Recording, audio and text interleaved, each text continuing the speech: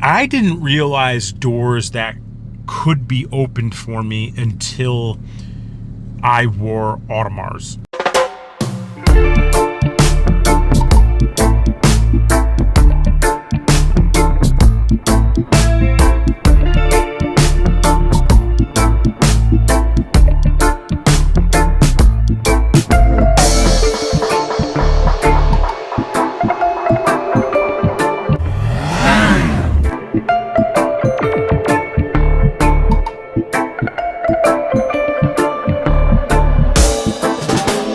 I like to party. What's up, guys? Coming at you with my thoughts today on why watches mean more than just time. Now, what do I mean by that? Well, we're going to talk about three topics in particular today. The meaning of time, the symbol of you understanding time, and doors that you didn't know could open for you, or doors that could be open for you didn't know existed. So why watches mean more than just time? You know, the people that wear timepieces understand that time is their most valuable asset. Why? Because relationships you can always get more of, I suppose. Money you can always make more of or make back. You could lose it, you can make it back. Relationships, you could lose it, you can gain it back. Business, you could lose it, you can gain it back. I mean, interject pretty much everything except for time, right? And the meaning of time, understanding that time only passes, it doesn't rewind, it doesn't go back, you don't get it back. You understand how important it is. And I believe there's a correlation with most people that wear timepieces, understanding the meaning of time and just how important it is. Just like the second point we're going to talk about, which is symbols of understanding that time. So let's use a Rolex Submariner. If you're wearing a Rolex Submariner, it's a sign, it's a symbol that you understand time, right? Now, it doesn't have to be Rolex, doesn't have to be Submariner, but let's put it to you this way. Let's say I'm having a lunch or a meeting with someone and they're trying to pitch me on something. If they're not wearing a timepiece, or they're wearing like a fake clone, not a real timepiece, if they're not wearing a timepiece, to me and to many people, we've already judged you that you don't understand time and you don't have a symbol on your wrist that you understand time. Now, let's say someone has $1,000 Oris on their wrist. Maybe they don't have a lot of money. That doesn't matter.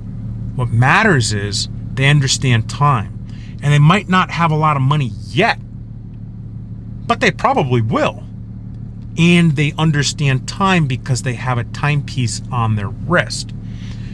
Right? So, for instance, now I'm not dogging anyone that wears a Movado. I'm just saying, if someone was trying to pitch me and they're wearing a Movado, what that says is they don't understand time and they don't have a symbol of understanding time. Why? Because it's not a major timepiece. The symbol on your wrist actually means a lot more than most people think, right? So if I see someone with an Apple Watch, I know they need to stay connected. Text messages, emails, yes, maybe they're monitoring their fitness.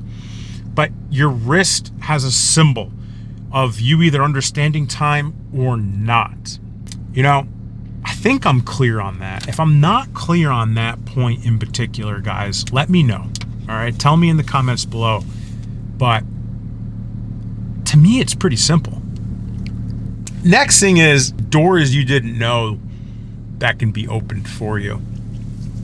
This kind of really didn't hit me until I started wearing Audemars Piguet. I started wearing Breitlings, and I didn't really go to Rolex. I went from Breitling to Audemars. I kind of just skipped over Rolex. And then I went back to Rolex, and then I went back to Audemars over the course of my 10 years of wearing timepieces. Keep in mind, growing up, I didn't have any money. I didn't really start making any money personally until like my early 30s. And that's when I bought Breitlings. And then by my mid 30s, I was wearing Audemars.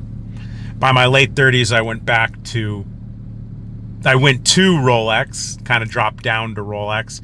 And now in my 40s, I wear pretty much just Audemars or Omega, to be honest. But I didn't realize doors that could be opened for me until I wore Audemars. Why? So here's one story, right? I was in Miami last year. I was at the One Hotel. If you're familiar with Miami, you know the One Hotel is probably as nice as it gets on South Beach. I'm eating dinner. I'm with a friend. We're eating. The waiter comes over to me, starts flipping out that I'm wearing an Audemars, right? He's flipping out. Oh, I've never seen that before. That's a rare one. This, that, everything else. Sure enough, in walks this really tall dude. I look at his wrist. I've never seen this before. He's wearing the same exact Audemars that I'm wearing. I stand up. I compliment him. I introduce myself. I point at his wrist. He's wearing the same Audemars Piguet as me. He ends up being, I didn't catch his name. I don't remember his name, but he played for the Miami Heat. He's a professional basketball player. Okay. And a couple of days later, I'm in the elevator at the One Hotel, and this monster of a man is in the hotel. And I'm like a built dude. I'm like 6 foot 220. This guy was 6'5", 280, 290, built. Ended up being a free agent, and just that, like recently that week, signed with the Chiefs for $120 million, right? So what am I saying? I'm saying that these two conversations started by what's on our wrist. The pedigree of these people are professional athletes. Did they open any doors for me in those cases? No. I also wasn't looking for a door to be opened. However, that type of conversation both times wouldn't have happened unless we were all wearing Audemars.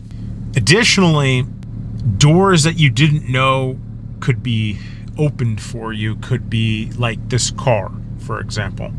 I wanted to work with a financing company that would work with me on this car, and I wanted to work with someone that I knew personally, like a bank that I knew personally. To get the remainder of this car financed, I called one of my friends that's in the watch industry, Dan. I said, hey, Dan, you know anyone that can do this for me? He goes, let me make a phone call.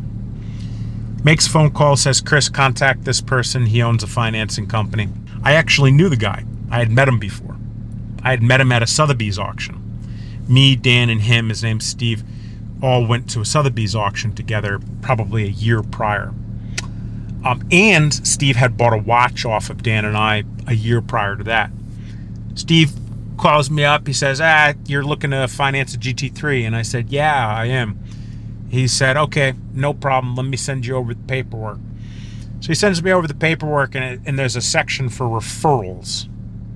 I put down Danny referred me. They didn't even check my credit. They didn't even do due diligence into me, which is crazy.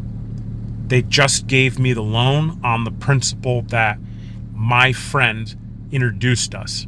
All of us wear Audemars.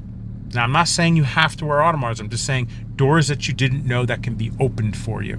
In this case, just because of the watches that we wear, it drew us together. The passion that we have, the love that we have for timepieces and watches. This door was opened for me that I didn't even know existed solely because of our love for watches. So, running it back, the meaning of time, the symbol of you understanding time, and doors that you didn't know could be opened for you. I truly think that encompasses why watches mean more than just time to me. Those are the three highlights. And if you really think about everything that I'm saying, it's pretty deep. It's not surface level. I don't know. Let me know what you guys think. Let me know if you like this type of content. I'm being a little philosophical right now, going a little deep. It's helpful if I know if you like this. I could shoot more of it. If you don't, all good. Definitely hit that like button. Definitely hit subscribe. Let other people know that we're doing a good job by hitting like and subscribe. It helps me realize, it helps the team realize. Also helps YouTube push out these videos. But definitely, if you like this video, stay tuned for the next one. And we'll have another great episode coming up for you. Catch you next time, guys. Peace.